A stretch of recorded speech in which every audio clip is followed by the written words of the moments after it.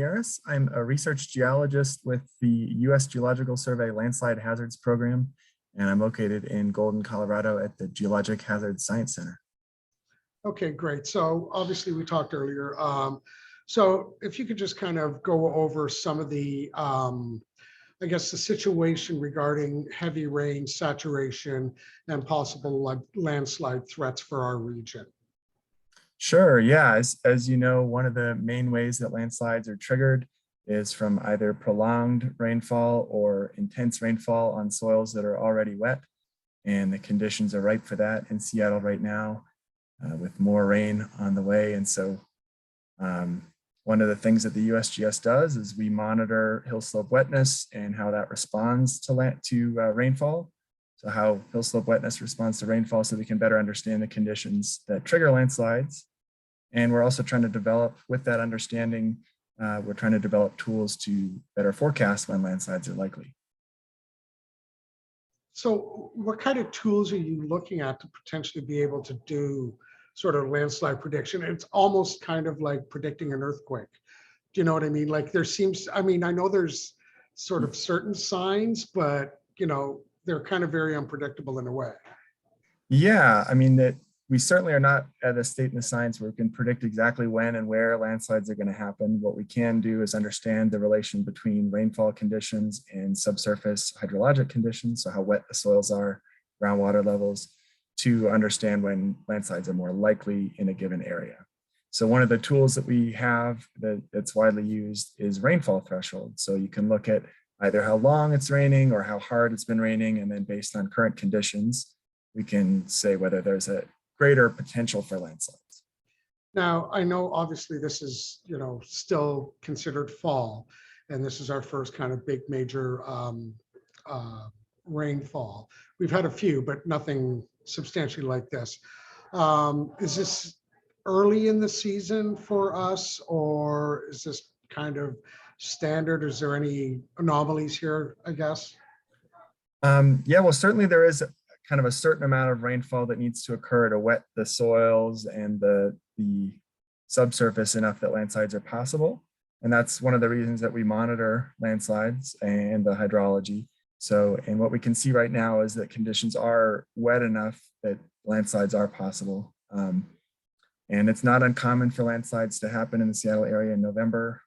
They certainly can. And that landslide season, people typically think of kind of December to February, but it can start as early as late October, and it can end as late as April or even May. Yeah, unfortunately, that's what we live in. We live in the rain. So now, just to kind of go off a little bit on a tangent, you being in Colorado, obviously we've got mountains and snow, and today has been very warm. It was, I think when I woke up at 6:30, I told you it was like 60, almost 60 degrees. So with all this rain, we'll also get some, you know, snow melt from the mountains. Will that snow melt also contribute to potential landslides?